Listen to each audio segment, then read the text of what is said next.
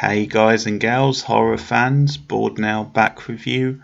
On this video I will be reviewing See No Evil 2 from 2014, the WWE Studios produced sequels with Lionsgate also involved. So I reviewed the first See No Evil a few months ago, wasn't too hot on that. This is the follow-up with Glenn Jacobs, aka the Big Red Machine Kane, returning. He once again gets to do some of his wrestling moves during the movie.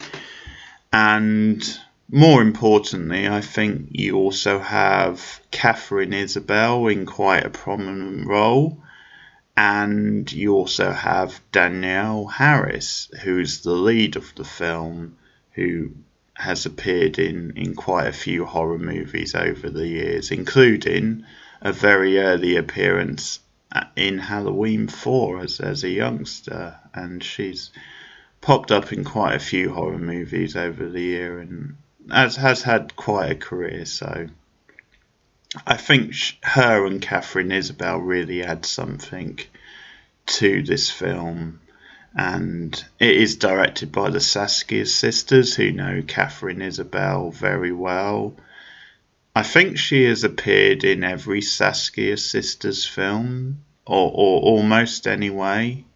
Obviously, American Mary is the big one everyone sort of knows, I think, involving the Saskias and Isabel. She also, I'm pretty sure she had a small role in Rabid, their last film. I've sort of forgotten now. I did see it last year. I think she had a small role in it, from what I can remember. Or was she the lead? I'm sort of forgetting now, which is pretty bad. But yeah, I'm pretty sure she's appeared in all of their films. So she is a mainstay, and why not? Because she's a hell of an actress. Really loved her in Ginger Snaps, and has popped up in a few things.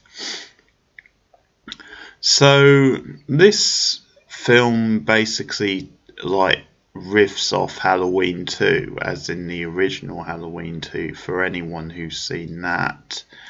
And when I spoke to the Saskia sisters last year at Fright Fest, now, when I say spoke to them, I should say I was just casually speaking to them. It's not like I'm some sort of big shot, sort of interviewer.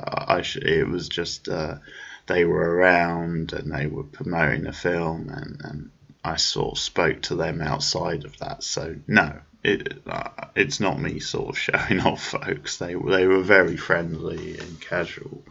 But yeah, one of them, when we were talking about this film, she said exactly it is basically a riff off of Halloween 2. This idea, then, it's set on the same night as the previous film. In this case, the previous See No Evil, it follows on from the events in that building complex. So Joseph Goodnight, of course, as it turns out, he's the monster of the film, so he's still alive. And his body is transported to the morgue. And you have a group of characters, including Amy, the Danielle Harris character, who's working at the morgue. It's like a late shift when his body comes in. And just to add a bit of spice, it's also Amy's birthday on the night of the film, and there's a surprise for her in the morgue because she's working a late shift, and her friends, brother, group of friends, surprise her. There's also a love interest, this guy Seth, who she works with, who they both kind of like each other, which is a thing that slowly grows over the course of the film.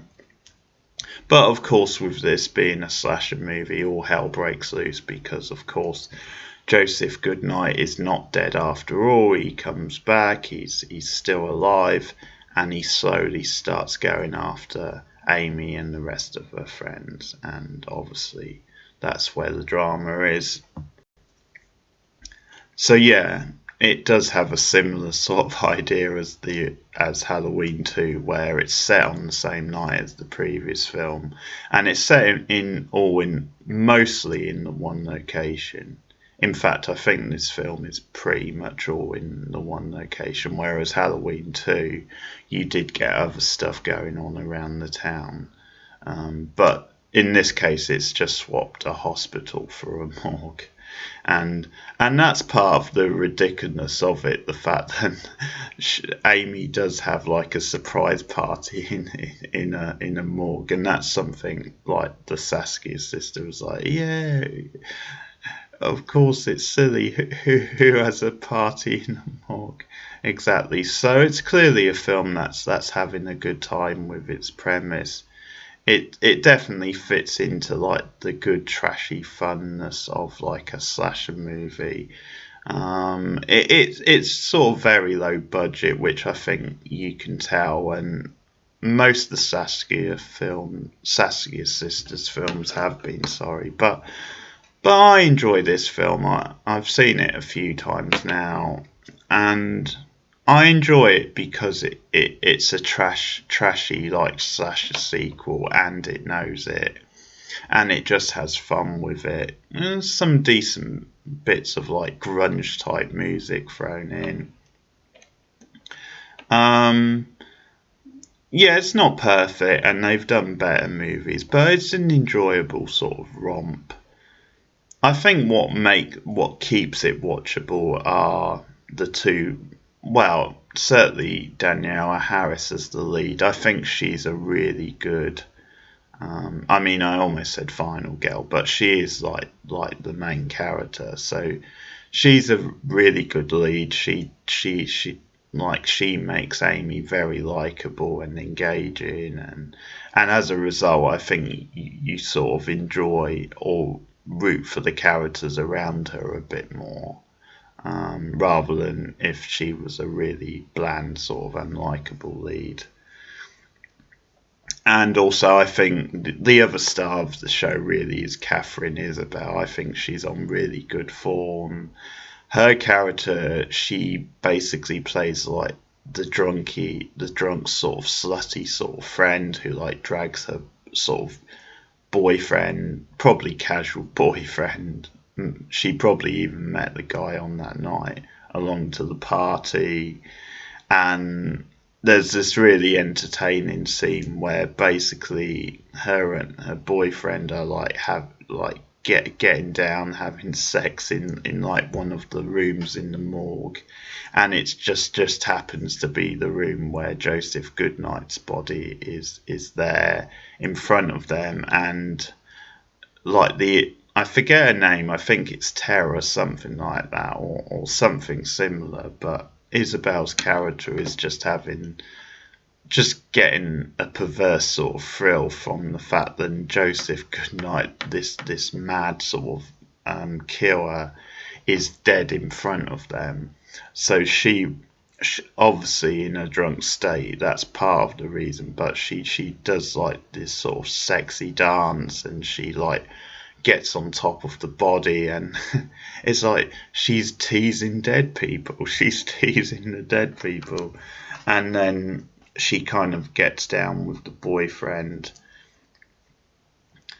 and I just find Catherine Isabel so entertaining in this film. Just her playing drunk, just her doing the slutty sort of performance. She really has fun with it. It's like OTT acting, and she's very enjoyable in it. She kind of knows what the character is, and she really turns it up to sort of 11. And it's at that point in the film that then things really start getting enjoyable, because like it cuts away and Goodnight's body is missing, so she freaks out. She's like, oh my god, how could we lose the body? And what's sort of ironic about or funny about that scene is the fact that the guy she's with, who's a real sort of douche, there's not a lot to him, but he's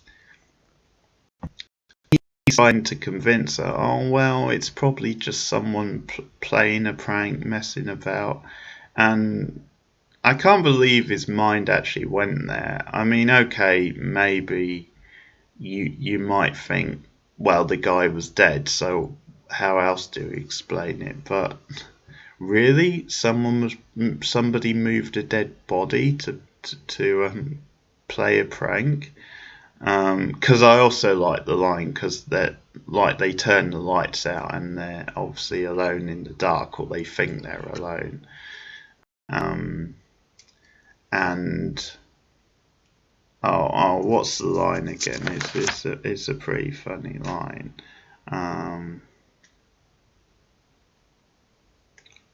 Need to find the line now, but this is annoying.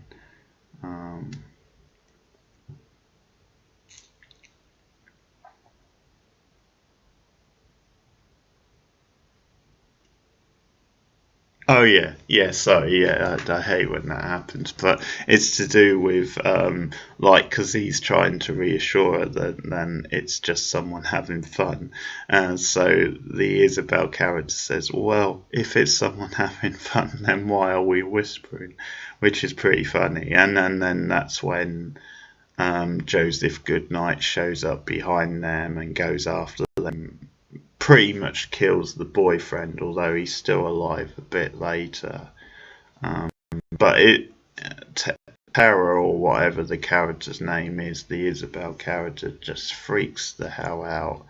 Like, just stumbles away, starts screaming, and Amy and the rest then sort of hear them. But another really sort of funny scene later is when the Isabel character is explaining to the others what sort of happened. And that's when they're like, "Oh my God, you had sex in a morgue. What sort of person are you?"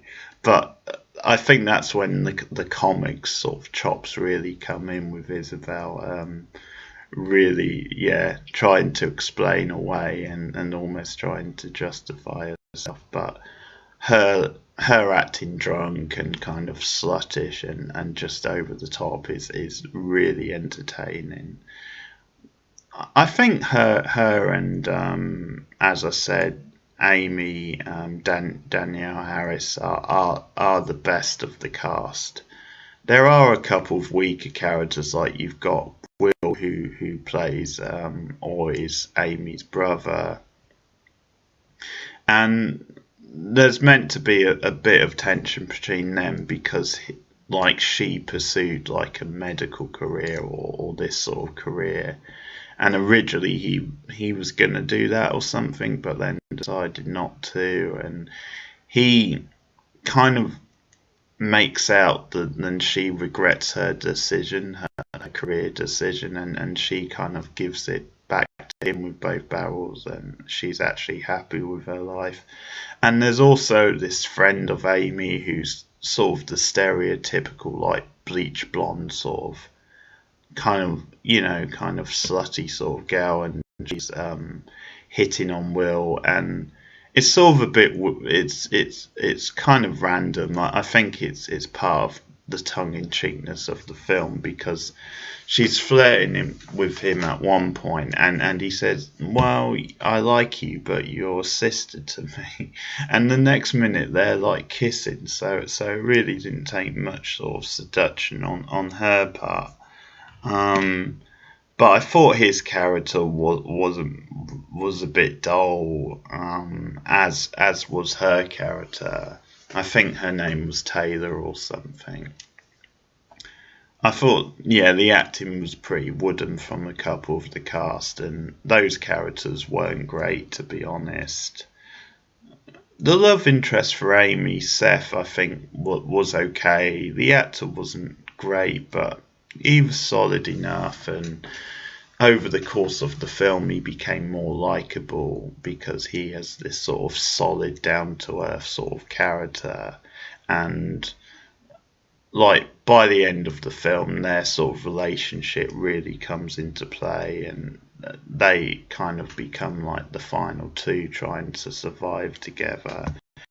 And you do actually particularly I think because you like Amy, you do actually sort of root for Seth as well. The other thing I say is then I think Joseph Goodnight as a monster is actually more effective in this film than in the first film. I think they sort of work his strengths as well, and they don't focus so much on him. It's like you sort of build more to him. I know the first film did as well, but I think with the first film they were jumping about quite a lot, and there were maybe longer scenes with him and sort of focused maybe more on him than they should have done. I think he has a greater impact by coming in short, sharp sort of bursts, and unlike the first film, you don't actually hear much from him. It is more about him stalking these group of characters at this setting. So it's sort of a fun little bottle movie type premise, and I think he's got obviously a presence to him, Kane Glenn Jacobs, and I think he is more intimidating as the monster this time around. There's some good kills, some decent kills, which I'll talk about. One thing I didn't like, which was probably my least favourite thing of the film, was all the flashbacks to the first film. That just seemed pointless. It just seemed like because this is a sequel, they felt they had to do it. But I think it defeats the purpose both ways. I think most people who are watching this probably saw the first See No Evil, but even if you didn't, this does work as a standalone film. I guess it's sort of connected because it happens on the same night, but it's a standalone story. I think you could have that link to that first film, but you don't really need to have these flashbacks. That just felt kind of jarring. So yeah, I didn't dig the flashbacks. And again, that's sort of flagging up the religious stuff, which I wasn't so hot on.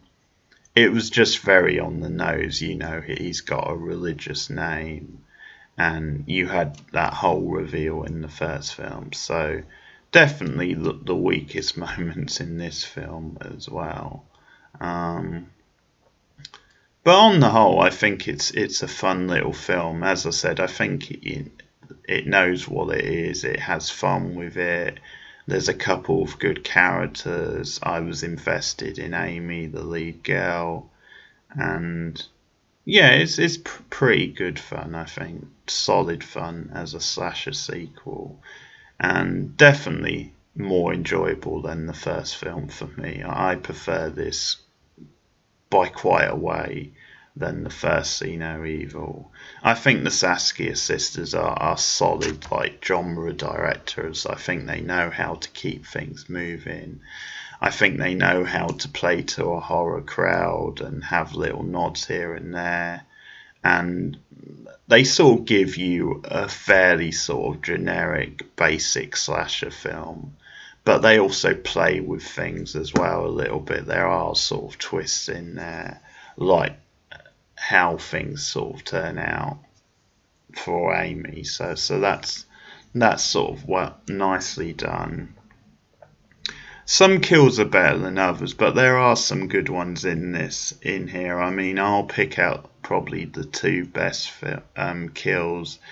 I think the Isabel character, her death is really good.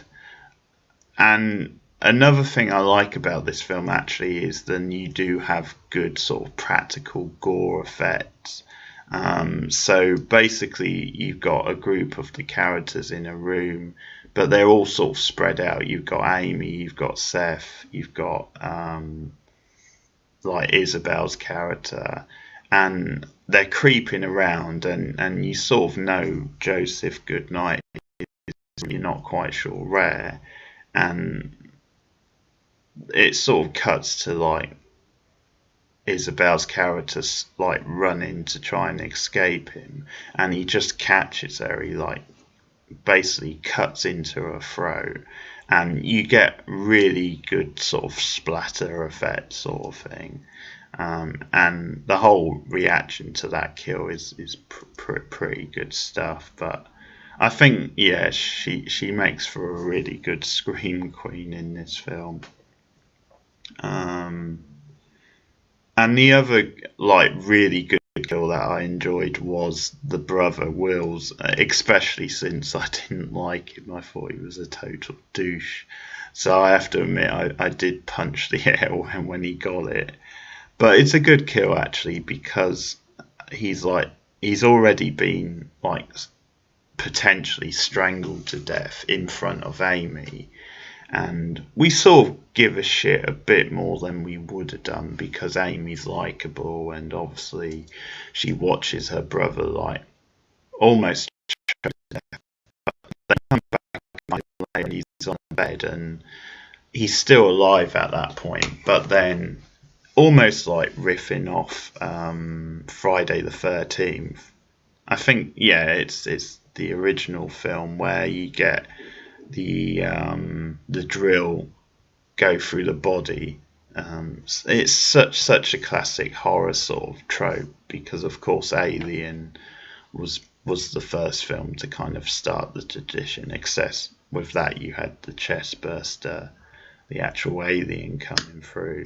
But yeah, Joseph puts a drill right through his sort of neck. It looks really effective, and it's like, oh my god, yeah, didn't really see that coming. Although you knew something was going to happen, you knew then Will's days were numbered. But yeah, I didn't think you would actually have a drill out of nowhere go through his throat. So that's a pretty cool kill. Some are better than others. A couple you don't really get a good look at them, and they're not really that special. You have this guy Holden who works in the morgue with them, and he's alright. I mean, there's not a lot to his character. He sort of reminded me of like a rougher version of Patrick Swayze. He kind of had like a biker sort of Patrick Swayze type look, and he's in a wheelchair, so you sort of feel for him when Joseph catches up with him. But yeah, he just like slings the chain at him and like drags him like out of the wheelchair, and just you don't really see his death properly, but again he's kind of like cut into in the throat area. But as things ramp up towards the end of the film, and you have Seth and Amy are basically the only two left, I think that's when things get sort of really excited because you are sort of invested in them and the relationship. Certainly Amy, which I think, as I said, makes you care about Seth a bit more. And there's some nice little charming scenes between them because he kind of gets cut in the arm and they sort of like scramble away to a room together. And there's this thing where she notices that there's like $5 in his wallet because it's sort of revealed he was going to ask her out that night. And I sort of like her line, $5. Where were you planning on taking me? Which is pretty funny. But they have a likable sort of back and forth, and she like sees to his arm. It's really brutal actually because she does the whole fire thing in the arm to like kill the wound sort of thing. But yeah, she's very sort of likable and tough and kind of charming, and they bond and work together. But the twist in the tale was that Amy's actually killed out of nowhere. She's trying to escape, and she's just like stabbed into basically. I think she gets it's like a stab into the guts basically from Goodnight. And they definitely swerve you there because you were set up to think, well, she's the final girl. Seth is like more expendable. If Eve is going to get out, then it's probably going to be Amy. So that's a real sort of gut punch. And yeah, you do feel for her, but I think because she is the most likable character in the film, that's what makes her death sort of mean more. So then the focus is sort of on Seth, and it looks like he's won at one point, because actually the other sort of cool scene is that he's trapped in a room with Joseph, but he manages to like hook him up and stabs into him, and it's like with one of like the wires or whatever the term is, like the pumps from like the sort of fluids they have. So to keep it simple, he basically embalms Joseph and he says, well, good night, which isn't the best line, but he embalms him, and it looks really, really cool. Again, I think they do some pretty cool sort of basic makeup gore effects in this film. But so it kind of looks like Seth has escaped and he's like the sole survivor, but no. There's the Saskias have a twist in the tale, because just when he thinks Goodnight's dead, he's actually still alive. Because he's like in the back of his car, and it's a bit dumb on his part actually to try and like have the body in the car, but then he disappears and Seth kind of realizes he's basically done for. Goodnight appears behind him and there basically like squashes his face almost, or certainly the eyeballs like caves them in with his thumbs. So it just shows like the brute sort of strength. And there are a couple of moments where he gets to show off some of his wrestling, that being Glenn Jacobs, because he press slams like, I think it's Seth when there's a back and forth. He like press slams him at one point and does some wrestling. But yeah, just when you think Seth is gonna survive, he actually ends up getting killed off. So yeah, they all die in the end. And there is something with Seth. You sort of have to think, well, Amy's may have been the love of his life. Would he have found another girl as good as her? And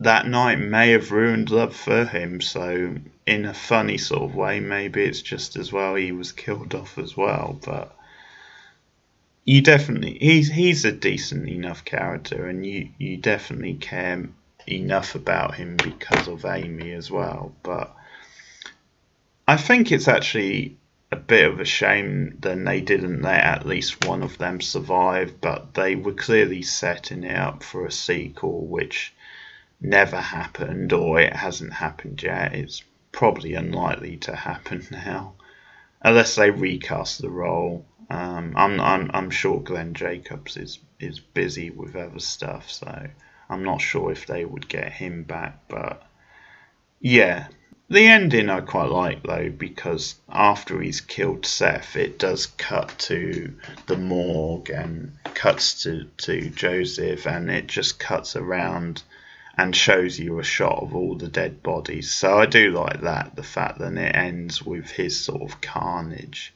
It's quite a cool little visual. So that's the film. I enjoy it a fair bit. I think it's a really solid sort of slasher sequel. It's not the Saskia's best film, but I do find it enjoyable. I like how tongue-in-cheek it is. As I said, Isabel and Danielle Harris definitely make it very sort of watchable, and it's a cool 90 minutes as well, which is a sort of a top running time for this sort of thing. So yeah, I think it's really solid stuff. And as far as ratings go, I'm gonna give it a 6.5 out of 10. I think it's easily better than the first film. I know some people challenge me on that, but I really didn't like the first film, and I thought they made this one much more fun, much more enjoyable. It moved at a better pace. And yeah, so that's See No Evil 2. So if you've seen the film, then let me know your thoughts in the comments below. You can like and subscribe if you are new to the channel, want to support it and keep this sort of content going. But there you have it. I've done both See No Evil films. You can find the review of the first film also up on the channel. So pretty soon I'll be getting into other franchises and sort of reviewing all of them films from those other franchises. One of them I'm going to be doing is the Final Destination film, so you can expect me to start those soon. But thanks for listening, and I'll see you guys later. Goodbye.